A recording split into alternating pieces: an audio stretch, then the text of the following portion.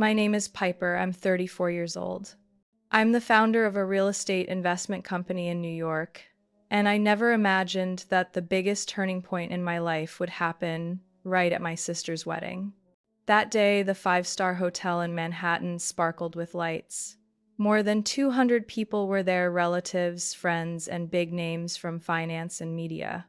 I wore a dark blue silk gown, sitting quietly in the front row, never expecting I was about to become the center of a humiliating scene. Just as the champagne was being poured for the toasts, my mother suddenly grabbed the microphone, her voice echoing across the hall. My eldest daughter, Piper, has agreed to give her $3 million penthouse to Lily and Jake as a wedding gift. I froze. Every eye turned toward me. But before I could speak, my mother strode right up to me, raised her hand, and slapped me across the face in front of hundreds of people. The crack echoed like thunder, and the room went dead silent. And all of it was being live streamed. Have you ever been struck by the very person who gave you life, instead of being loved by them? Have you ever been turned into a gift handed away so others could save face? If you've ever been hurt by the very people who were supposed to protect you, leave a comment saying, "I understand that feeling," below. Hit like and subscribe to the channel to hear the rest of my story, because what happened after that slap was only the beginning. I still remember that feeling clearly. The slap ripped through the air, pulling me back to being a 13-year-old girl left standing in the freezing yard because I refused to wear the pink lace dress my mother had chosen. Back then, she said, "No one wants to love a girl who doesn't know how to behave." And I stayed silent, shivering in the cold, but I didn't turn back. Just like now, I didn't speak. I didn't cry. The entire hall was frozen, waiting to see what I would do. The microphone in my mother's hand was still on, broadcasting her harsh breathing through the speakers.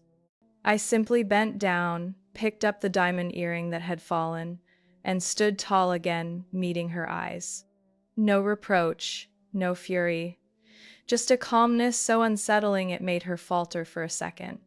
I turned and walked off the stage, through a silence that felt endless. I had walked like that before, in tense negotiations, in boardrooms where people doubted me because I was a woman, because I was young, because I refused to follow the family's mold. When I got into the car, my hands were as steady as they were in million-dollar negotiations. But inside, suppressed memories shattered like glass under pressure. I was born into a family with two faces, polished and respectable outside, cold and divisive inside. From childhood, I was different from my sister. Lily had golden hair, loved ballet, adored pink, knew how to smile at the right moment, knew how to please my mother. I liked architectural models, trucks, asked questions adults didn't want to answer. My mother called me the son that never was, and my father only mentioned me when grades came in or when someone asked, "What's your eldest daughter doing?" They always said I was stubborn. My achievements were brushed off as luck. When I won a full scholarship to a prestigious university, my mother only said, "Well, at least it saves us money." When I bought my first apartment, she looked around and remarked, "Oh, cute enough for someone living alone." And Lily? Every mistake was excused with, "She's still young." She dropped out of college, yet my mother bragged about her artistic talent. She was unemployed for 3 years, and that was called finding her true passion. Meanwhile, every decision of mine was scrutinized. If I traveled for work, my mother would scoff, "What kind of woman lives like a man?" If I kept quiet and didn't fight back, I was talented but not feminine, and if I argued, I was difficult, impossible to live with. I got used to proving myself twice as hard just to be recognized half as much. Still, I stayed quiet, choosing to build my own life. I founded my real estate company at 28, starting with a small suburban house no one in my family ever visited. I hustled from one conference to another, scrambling for investors, walking a dozen blocks in freezing weather to inspect an abandoned lot that later became my first project. No one in my family asked if I needed help.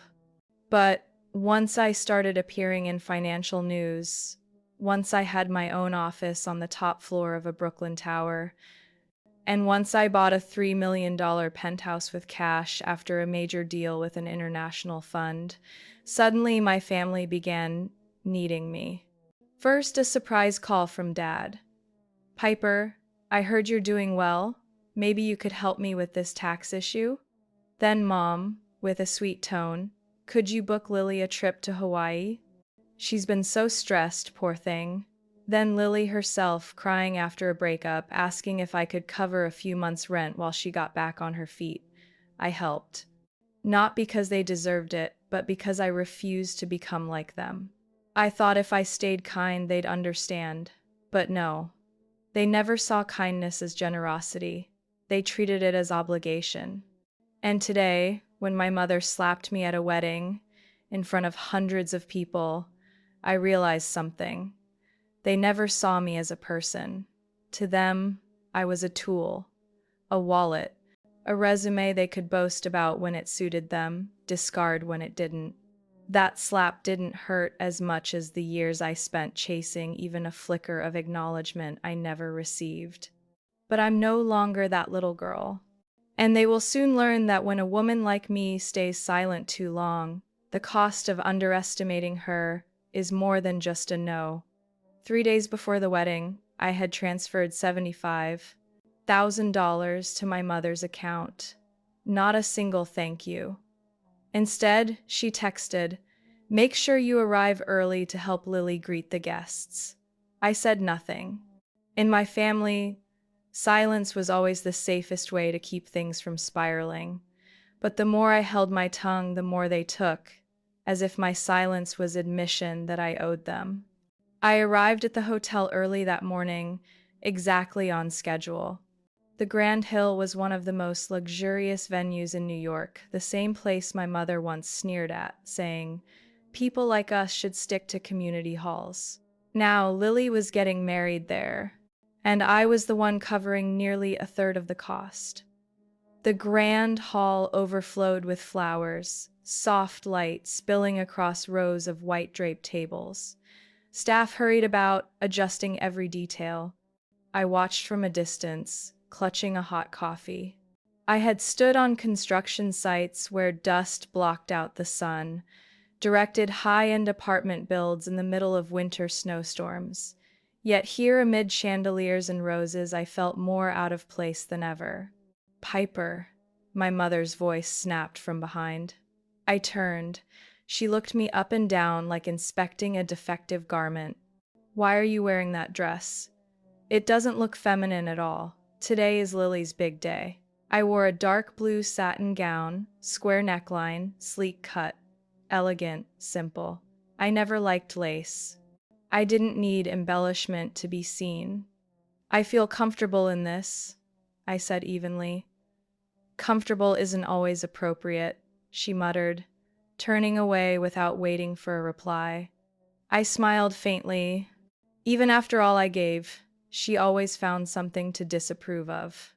In the bridal room, I helped Lily fix her hair. She wore an off-shoulder gown with pearl trim, exactly my mother's taste. Classic, sweet, magazine perfect. "Thanks for coming early," Lily whispered. "Mom gets upset when you don't check in first." I didn't want to intrude. "This day is yours." She looked at me in the mirror, hesitation flashing briefly in her eyes. "You're still living in that penthouse, right?" I nodded. "Yes, same place." "Must be expensive," she laughed lightly. "Mom keeps saying it's a waste for you to live alone in a 3-bedroom apartment." "I like the space." She paused, smoothing her dress. "Have you thought about sharing? I mean, if Jake and I needed a place, just temporary." I met her gaze in the mirror, silent. I had heard my mother float that idea months earlier, but I thought it was a joke. No one in my family ever asked how I earned that penthouse. No one cared about late-night negotiations, cross-state projects, or the time I collapsed at my desk while closing a deal with a Swiss investor. To them, I was just the successful sister expected to share. I walked out without answering. In the main hall, relatives were seated. Aunt Sylvia, who never once called me by the right name, asked loudly, "Piper, still single? Why didn't you bring anyone?" "I came alone. It's simpler," I replied politely. "Always alone. Maybe work's hardened your heart. Don't regret it later," Uncle Richard chimed in. "Success like that is just compensation for lacking emotion. No woman should work like a man." I nodded, silent. If I spoke, I'd be rude. If I stayed quiet, they'd assume I agreed. My phone buzzed. A message from Zoe, my senior assistant, contract with Silver Rock signed. First transfer, $18 million on Monday. Attached was the partnership agreement with an international fund. Total value $50 million. I stared for a moment, then put it away. No need to flaunt. No need to prove. In this room, no one wanted to see me beyond Lily's sister. My mother climbed the stage, guest list in hand. Seeing me alone, she leaned down and whispered loud enough for others to hear, "Why didn't you bring anyone? Looks so empty." "I'm fine," I said flatly. "A whole life alone, will that be fine?" She smirked and turned away. I gripped the chair arm. I once thought if I were good enough, they'd see me differently, but they only saw what they wanted. No matter how many buildings I raised outside, to them, I was still the daughter who didn't fit their mold. I looked around at the glittering hall, white roses everywhere, crystal lights blazing. Everything perfect, except how they treated me. They didn't invite me here to belong, they invited me to be background. I walked slowly down the velvet-lined corridor, leaving behind their sugar-coated barbs and pitying stares behind champagne flutes. I needed air. Needed space from the suffocating role they cast me in. Lily's sister, unmarried, wealthy, meant to share. As I passed the second-floor family dressing room, I caught my father's voice. The door was ajar. I hadn't meant to listen, but the words pierced me like arrows. "We'll announce it during the reception," he said firmly, with the tone he used on employees like pawns. "Piper's apartment, we'll call it her wedding gift." "Are you sure she won't make a fuss?" my mother asked, anxious. "She stays quiet, but if she reacts in front of everyone, no one protests a gift given in front of hundreds. She won't embarrass the family. Piper always guards her image." A pause, then his low chuckle. "Besides, that place isn't really hers alone. No child gets rich without their parents raising." "Exactly. That penthouse is valuable. Lily and Jake need a place to start. Piper lives there alone. What a waste." I froze. The penthouse I spent 12 years building toward, scraping for every dollar, pulling through market crashes, sleepless nights, risky deals reduced to a gift they planned to give without asking me. No discussion, no permission, just assumption. They spoke of it as if it were communal property, as if I had no right to keep anything for myself. To them, I wasn't an adult woman controlling her own finances. I was a wallet. A daughter stamped wealthy, expected to hand over whatever was demanded. I leaned against the wall, my palms cold as ice.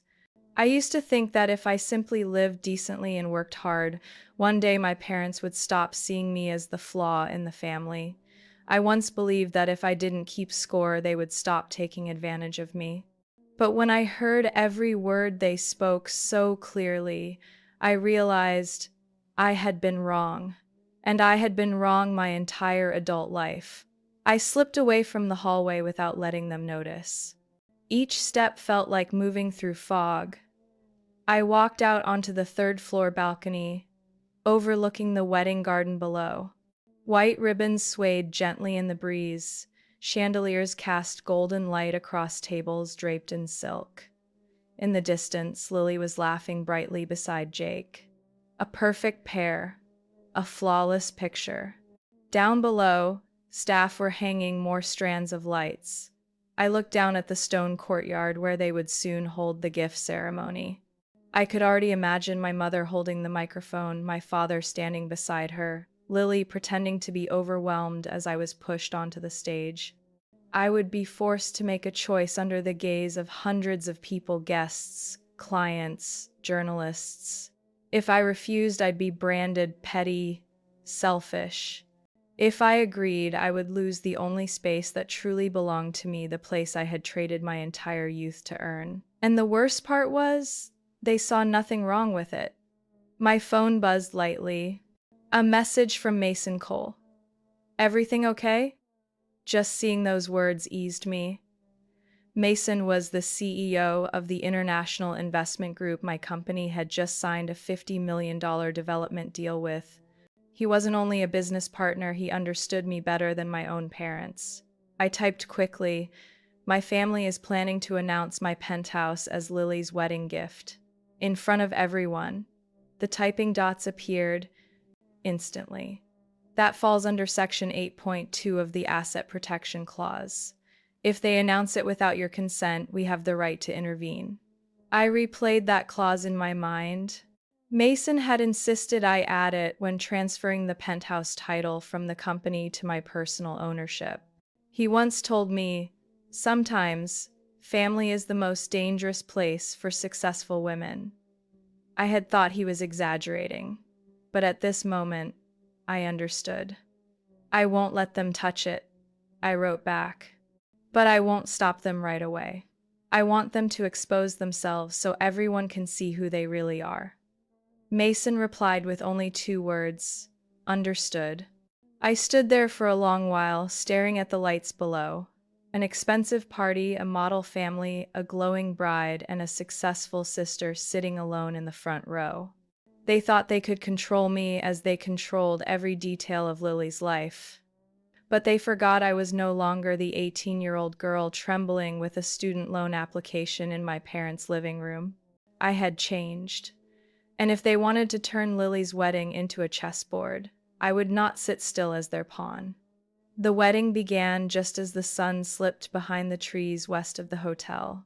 Crystal chandeliers lit the ceiling of the banquet hall. Piano music drifted as guests found their seats. I sat at the center table, positioned close to the stage, directly across from Lily and Jake in their radiant bridal attire. They looked like a couple torn from the pages of a wedding magazine. Perfect, almost to the point of being fake. My mother stepped onto the stage with my father, gripping the microphone like a scepter. Her face gleamed as she bowed to the guests, beginning with words of thanks for their presence, their love for Lily and Jake. That was the moment I had been waiting for, the moment they assumed I wouldn't dare interfere. "Ladies and gentlemen," my mother lifted her head, her voice thick with emotion. "Today, in addition to our family's joy, we want to share something very special. A gift our eldest daughter Piper has quietly prepared for Lily and Jake on this important day." The muscles in my shoulders tightened, my hand clenched the edge of the table. Eyes began to turn toward me. "Piper," my mother continued, voice trembling as though she might cry, "has decided to give her beautiful penthouse in Chelsea as a wedding gift to her sister." Applause thundered. Some gasped, "Oh my God, really?" Others stood and clapped like witnessing a miracle. I saw Uncle Tom nudge his wife, whispering, "That girl's loaded." Across the room, Aunt Sylvia beamed at me. "So generous. You really are the perfect sister." Jake stood, pulling Lily closer. She raised her hands to her face in mock shock, eyes glistening. "Oh, Piper," she cried theatrically. "I don't know what to say. You've moved me so much." I remained seated. The scene before me was like a dense fog, yet my mind was razor sharp. Slowly I stood. The hall seemed to sink into silence, every breath held as they waited for me to confirm what had just been declared. "Excuse me," I said clearly, not loud, not soft, but enough for every person to hear. "I never agreed to that." The room froze. The clink of a glass somewhere sounded like thunder.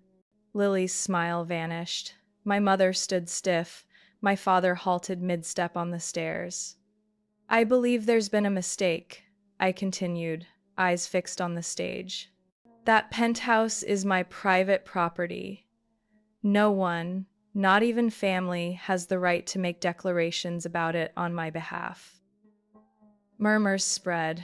Uncle Richard chuckled nervously, trying to ease the tension. It's just a joke, right? Just teasing, isn't it, Piper? I didn't answer. My eyes stayed locked on my mother. She tugged at her gown, forcing a smile. Sweetheart, I know you're modest, but there's no need to be so formal. Family is sacred, and you've lived there long enough. Moving out isn't a big deal. I never said I would move out, I replied, steady, word by word. And I certainly never said I'd give it away. Piper, you're making everyone uncomfortable, my father cut in. Aren't we family? Family, I emphasized, doesn't take the most important thing from one another without asking. Lily's eyes welled with tears. Jake held her hand, but kept sneaking glances at the cameras around the hall. 2 wedding magazine reporters scribbled furiously in the back row. You already told the press there would be a special gift from me today, I said, stepping toward the stage. I also know the press release went out this morning, but you never asked me. Are you really going to make a scene? My mother's tone sharpened. On your sister's special day? I'm correcting a scene, not creating one. Everyone looked at Lily. She trembled, eyes red. I just thought you'd be happy to share. I didn't know it would upset you this much. I faced her. Did you ever ask me? Silence. Did you ask, or did you just listen to Mom and Dad tell you I wouldn't dare refuse because it would embarrass them? Her lips pressed shut. My mother's hand shook as she clutched the microphone. Enough, Piper. You're destroying your sister's happiest day. I scanned the room. Guests, partners, old acquaintances, every one of them looked torn, unsure whose side to take. What they saw was a woman standing before hundreds, defending what was hers, and they were waiting to see what I would do next. You're this selfish? My mother's voice cracked through the speakers, her eyes blazing with rage. Do you know what today means?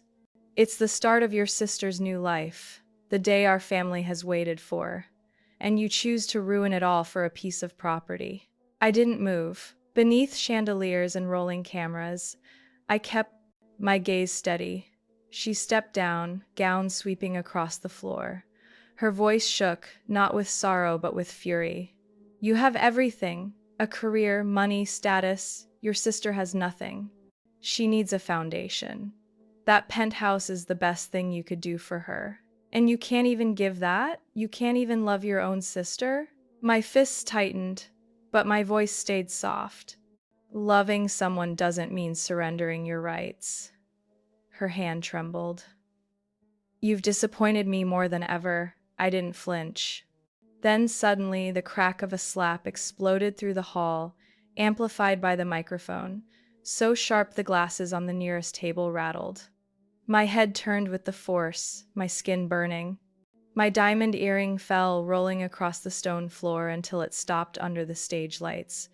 No one spoke, not a sound. Over 200 people sat frozen. Some mouths hung open, no words. Some clutched their chests, as if they'd been struck themselves. Lily dropped her bouquet, hands covering her mouth. Jake stepped back. One of the videographers looked up from his camera, eyes wide, though the lens kept recording. I didn't move. My heartbeat pounded like war drums. I looked at my mother, her face rigid, hands still suspended in the air, as if she hadn't realized what she'd done. I bent down, calmly picked up my earring. My hand didn't shake. I stood tall, put it back on, adjusted my hair. I took one step, then another. My heels struck the stone floor with a clarity that cut through the suffocating silence. I didn't look back.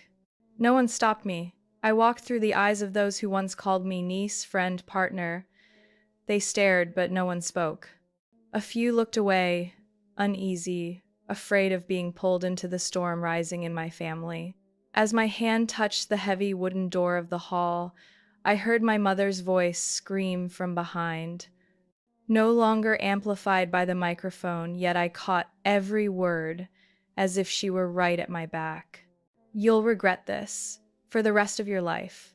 I paused for a moment, not because her words made me hesitate, but because I wanted to remember that moment exactly, the feeling of stepping out of a family that had tried to crush me into ashes but never managed to put out my light.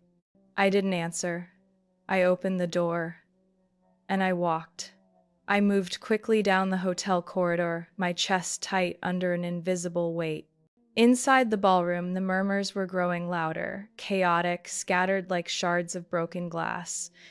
Each step I took stripped away another layer of the shell that once tied me to what they called family. The elevator chimed softly. I stepped in, pressed the basement button. The doors closed, shutting me off from the lights, the noise, and the hundreds of curious eyes that had just witnessed a resounding slap and an unannounced exit. I pulled my phone from my bag and tapped the number saved under initials, MC. He picked up after the very first ring. "Piper?" Mason's voice was deep, steady, needing no explanation. "What happened?" "Exactly as expected," I said evenly. "They announced my apartment as a wedding gift. In front of everyone, without asking. When I refused, my mother slapped me. There are live streams, cameras, and press coverage." Mason was silent for a beat, then asked simply, "Activate the plan?" "Immediately.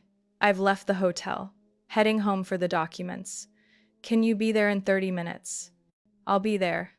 Legal team is already in emergency session.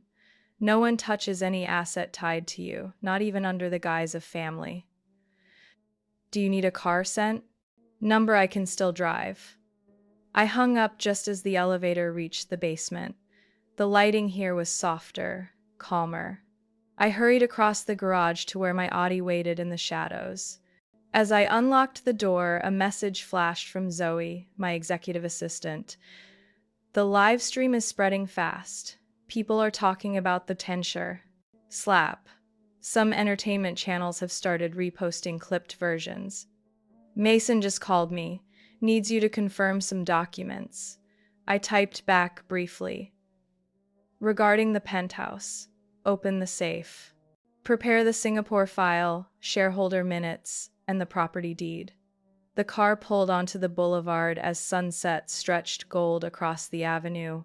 Weekend traffic swirled, but I saw only my target ahead. Each passing second sharpened the truth. I was no longer a pawn in the game my family staged. The penthouse rose against the skyline, steel and glass gleaming strong. I swiped my card at the garage gate, stepped into the private elevator to the 42nd floor. Everything was just as I'd left it that morning, quiet space, sunlight slanting through white curtains, a glass table with contracts still unsigned. The faint scent of lavender lingered in the air. This was my domain, my creation, something no one had the right to seize. I went straight to the office, opened the wall safe, and pulled out two thick binders bound in black with silver trim. Each bore the raised seal of my company, Larkin and Hartwell Development Group. One held the deed with the special clause Mason had insisted on. The other, the shareholder minutes from the recent meeting, confirming I held 51% controlling shares, with authority to negotiate directly with international partners. The doorbell rang just as I shut the safe. I glanced at the security screen. Mason was there, dark suit, familiar black-rimmed glasses, flanked by two attorneys, each carrying their leather cases. I opened the door. He nodded, eyes hard with the familiar focus of someone who had dismantled dozens of family asset fraud cases. "You all right?" he asked, stepping inside. I nodded lightly. "The slap doesn't cut as deep as the scars they've left over the years." Mason said nothing more. He handed me a thick folder. "These are certified copies of the asset agreements, in both English and Vietnamese. If they argue on grounds of family or inheritance, we hold the legal advantage." Also, my team has issued warnings to media outlets spinning the video with distortion. The younger lawyer opened a tablet showing me a chart. The slap video was trending number 4 on the national platform, shares multiplying every hour. Below was a list of outlets posting defamatory or misleading content. "Do you want to go soft or hard?" Mason asked. I poured a glass of water, drank, set it down. They chose violence over words. They announced lies in front of everyone, dragged in the press, attacked my reputation, and assaulted me. "I won't call that a misunderstanding," Mason nodded. "Then we trigger Clause 12.4 of the real estate agreement. If they demand publicly, threaten, or exploit family ties to seize assets, my lawyers will file for an emergency injunction and open an investigation into coercion for unlawful transfer." I met his eyes. "And if they apologize?" "Only after a public apology, retraction of every statement, and a binding pledge never to interfere with your assets again." I stood straight, handing him the files I had prepared. "Then from this moment, I'm no longer reactive." "No," Mason said with a faint nod. "You're in control, Piper." We moved to the desk, where contracts and legal clauses lay lined up like chess pieces awaiting the next move. Beyond the glass wall, the city lights flickered alive like sparks in the dark.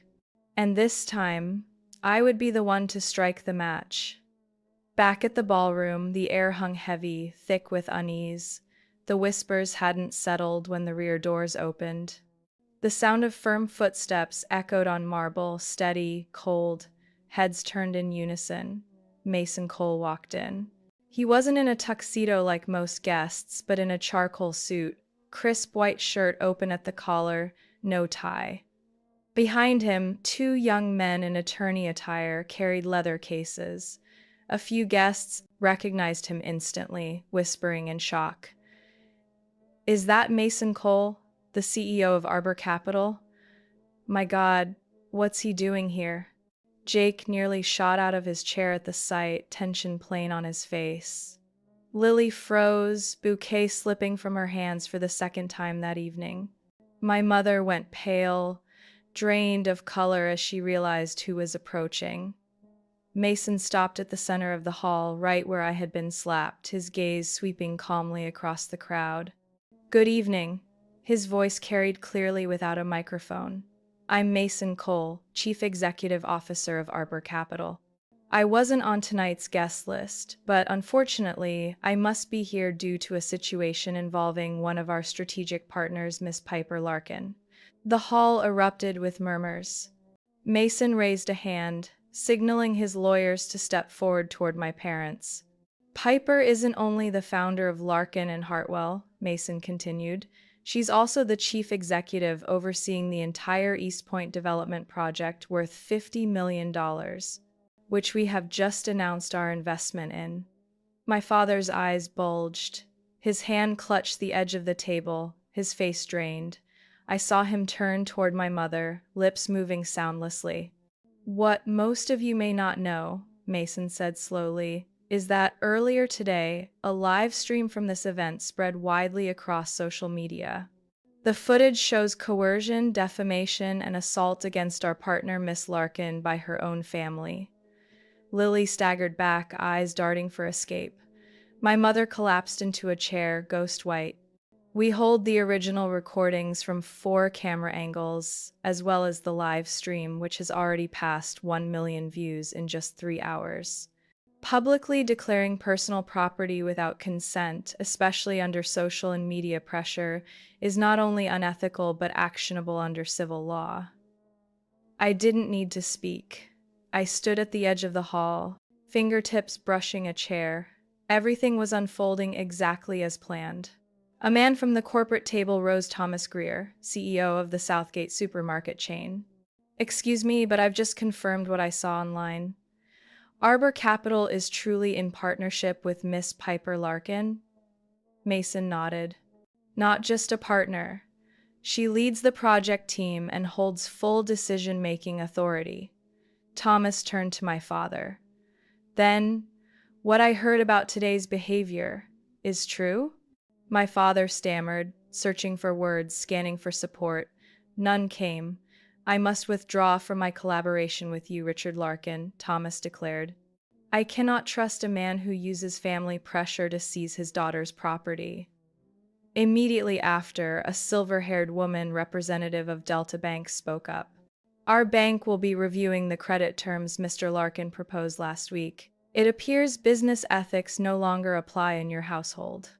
Each word landed like a hammer. My father buckled, bracing against a chair. Lily clutched Jake's hand. Say something, please. I didn't know it would come to this. Jake stood unmoving, face blank. You really didn't know? Are you sure, Lily? She froze. My family will not support this marriage if what's unfolding publicly is true, Jake said firmly. I need time to reconsider ties between our families. Mason adjusted his watch, then looked at me. The documents are delivered. We'll finish the rest at the press briefing tonight. As for here, I think everyone has seen enough. I stepped forward, facing my parents. I don't need an apology, but I won't let you hurt me again. From this day on, everything I've built I keep for myself. Silence. They had nothing left to say. I turned and left the hall. Behind me, Mason and the lawyers gathered their files as murmurs swelled into a wave that couldn't be stopped. Masks had been torn away. None could be put back on. I hadn't even cleared the corridor when hurried footsteps echoed behind. I stopped. Reflected in the glass wall, I saw Lily running toward me, wedding dress stained, eyes red, hair undone as if from struggle. Piper! Her voice cracked into a sob. Are you really walking away like this? I turned, arms crossed, leaning lightly against the glass. What more do you want? Lily froze a few steps away, hands trembling, whether from rage or fear I couldn't tell. She stared at me for a long moment before whispering hoarsely, You've ruined everything. I ruined nothing, I said evenly. I only refused to hand over a gift I never agreed to give. You know I need that apartment. Jake and I don't have a place, I thought. You thought I'd stay silent because I was afraid of embarrassment? I cut her off, eyes unblinking. You thought being you gave you the right to take everything from me as long as you said it softly, as long as you stood behind Mom. Lily bit her lip. I just wanted peace. I didn't think Mom would slap you. I didn't think Mason Cole would show up. I looked at her and no longer saw the innocent younger sister I once knew. All I saw was a grown woman far too used to hiding unreasonable demands behind a mask of fragility. Mom slapped me. Mason showed up, guests left, partners turned away. None of that was because of me, I said slowly. It was because of what this family chose to do. If you want to blame someone, look in the mirror first. Lily broke into tears. She sank down onto the steps, covering her face. I stood still, watching, not moving closer. There was a time I would have gone, comforted her, offered tissues, whispered, It's okay. That time was over. Behind me, the hall doors opened. My father stepped out with 2 departing guests, his eyes on me, pleading. Piper, he rasped, can you stay? Just for a talk. I didn't move. This thing with Mason, can you ask him to hold off a little? Not in the middle of a wedding like this. Don't you see you're pushing your father to lose everything? I tilted my head faintly. Are you talking about losing reputation? Losing contracts? Or losing your chairmanship at the company you once declared I had no part in? He didn't answer. He looked at me as if I were a stranger. Perhaps to him I really was from the moment I stopped obeying, stopped bending, stopped defaulting to sacrifice for family honor. I held his gaze and said clearly, Mason gave you an ultimatum. You have 48 hours to apologize publicly and admit wrongdoing. Otherwise, the board will vote again on your position as chairman. Piper, he exhaled, face paling. I just wanted peace. Peace doesn't mean silence while others erase your boundaries. I locked eyes with him. You've already chosen your side. Now it's my turn. I turned away, leaving him frozen in the corridor, fists clenched as if trying to hold on to something already shattered. Lily still sat there, shoulders shaking. My phone buzzed in my pocket. Zoe was calling. I answered. "You need to see the news," she said. The footage of the slap has spread to international platforms. CNN Local just ran a short piece. The headline is, "Female entrepreneur publicly assaulted by her mother for refusing to give up property as a wedding gift." I exhaled slowly. Does Mason know? He just held an emergency press conference. I've sent the official clip to the media team. Your company is already getting floods of supportive messages from partners. I paused. And my father's clients? 7 of the 10 major partners have pulled contracts. The other 3 requested urgent meetings. Some even suggested shifting their business to you if you fully separate. I listened, feeling no joy, only a sense of lightness. I hung up and stepped into the elevator, the reflection in the glass showing a woman who no longer needed to prove anything. As the doors closed, I saw my father slump into a chair near the entrance, hand pressed to his forehead, my mother beside him with her head bowed in silence, Lily still weeping uncontrollably. I didn't feel triumphant, but I felt right, and that was enough to keep moving forward. 3 days after the wedding, my father's company stock hit its lowest in 6 years. The news spread across Wall Street like a winter storm. Larkin Holdings faces capital flight after public family scandal. Social media, newspapers, the investment world, no one was talking about the Northern Eco-Housing Project anymore. Everything was eclipsed by a 2-minute video of my mother slapping me in public. I read the media team's report without expression. Affiliates were pulling out. 2 banks suspended funding. Even the foreign investor my father had spent a year courting announced they were withdrawing. Mason sent me a summary of projected losses with a note, "No one can build on a foundation made of pressure and lies." At the same time, Capital Edge magazine invited me to its cover with the headline, "The Woman Who Wouldn't Back Down: How Piper Larkin Turned a Slap into a Strategic Leap." The cover showed me standing before the penthouse window, New York's skyline glowing at sunset, my face unsmiling but my eyes saying enough. There would be no retreat. The article spread widely, not because I was a victim, but because I refused to play that role. To the public, I wasn't just the founder of a growing real estate firm. I was a symbol of drawing boundaries, of saying no to family ties that demanded unconditional sacrifice. A week later, I received an invitation to speak at the National Women's Leadership Conference in Boston. They wanted me to talk about financial autonomy and hard choices within family. I wasn't surprised. Something was shifting. Not in me, but in how society viewed women like me. Unlike her initial silence, my mother soon appeared on social media. She opened Facebook, Twitter, even YouTube. Day after day, she posted videos, messages, pleas. "My daughter has changed. Money blinded her. I only want my children to love each other." Her face looked emotional, but anyone who had witnessed that night knew those emotions weren't for me. They were for her loss of control. At first, strangers listened. Some sympathized, even criticized me. But when the unedited live stream resurfaced, no cuts, no edits, the tide turned. Those who had defended her voiced disappointment. Comments filled her posts. "Why hit your daughter in public? It's wrong to covet your child's property even as a mother. Let her live her own life." A women's rights organization issued a statement condemning public assault and asset coercion as severe psychological abuse, especially when coming from one's closest kin. My mother began deleting posts.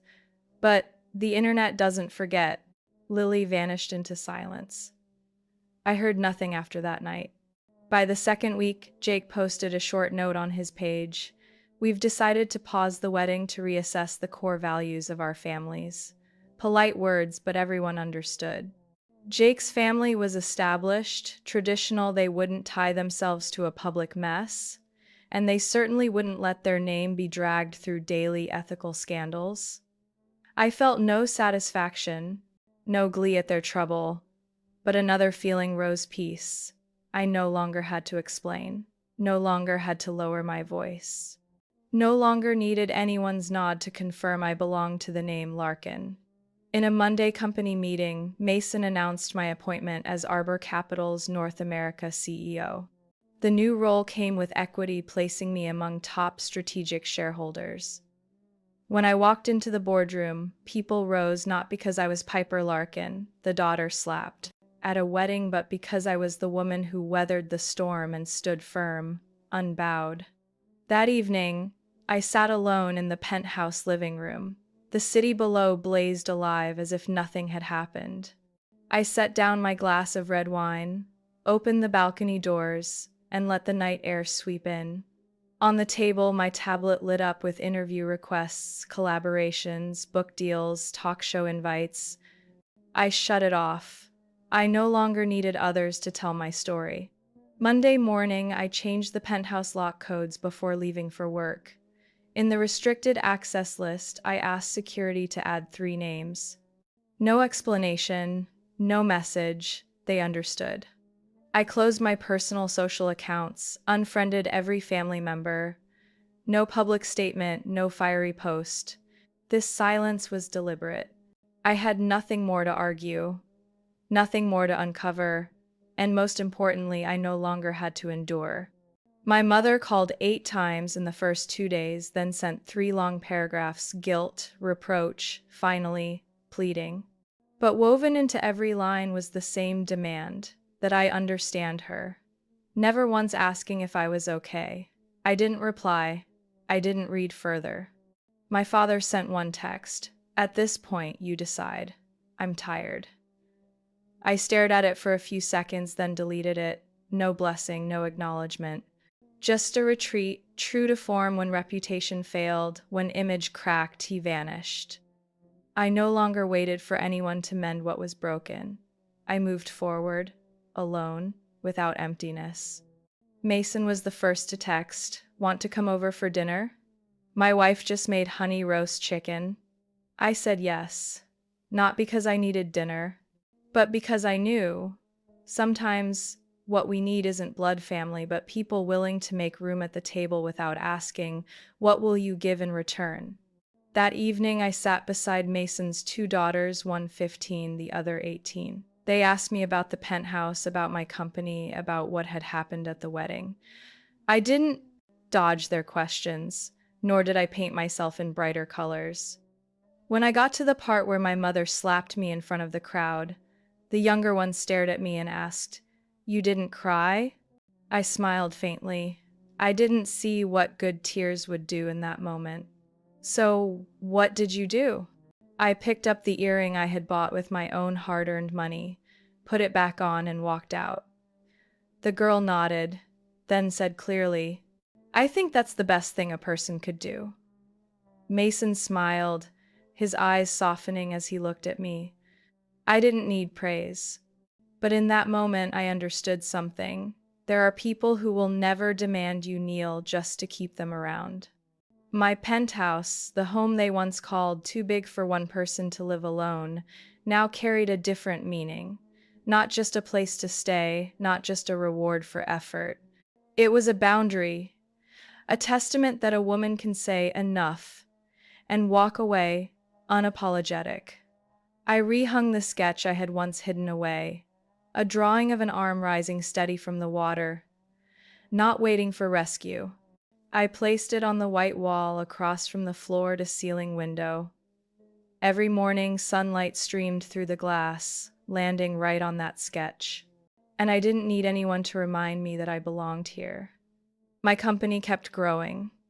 The East Point project cleared Phase 3, and I added 5 new staff members. The old ones stayed loyal, hardworking, and none of them curious about my past. We weren't tied by blood, but by the shared belief that real worth comes from how we live, not where we were born.